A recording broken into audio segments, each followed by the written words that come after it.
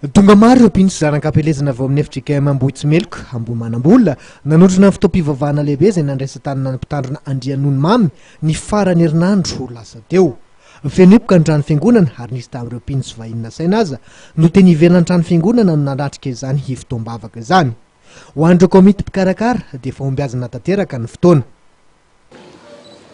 Amin'ny alàna ray sy ny zanaka ary ny fanamasina dia mandray tanana anao sy mametraka anao ny tany malaketo amin'ity fiangonana ity zahay. Andriamanitra efa niantso anao. Kristy izay efa nividy anao tamin'ny alàna rasony ary mifanamasina ny tara-dalànao.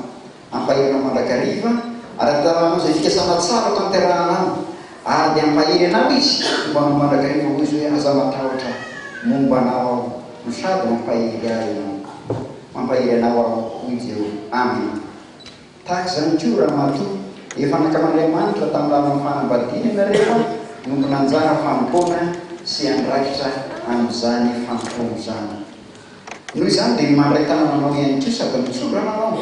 Andriamanitra ny hanampy anao ary ianao koa hanampy ny vadinao ahefanao be mandrakariva amin'ny asany tompony. Anazy tsy mitoetra mety tokony malepy-saina ampahirezony mireraka mandefera ny olona rehetra ary koa fanam'ny fahirana sy ny fahazavany-tsaina fanoloan-tsaina avy amin'Andriamanitra ny toetra aminao ka hiasa mahery aminao anisan'ny pitsary mandrakizay.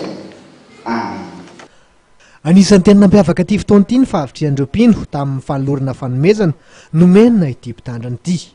Fantatra ihany koa nefa fa nisy tamin'ireo fanomezana natolotra mpitandrina no natolony manontolo ho an'ny asa fanatsarana ny fiangonana toy ny lela vola 10 tapitrisa ariary izay natolony ho an'ny komity fanavaozana ny fiangonana.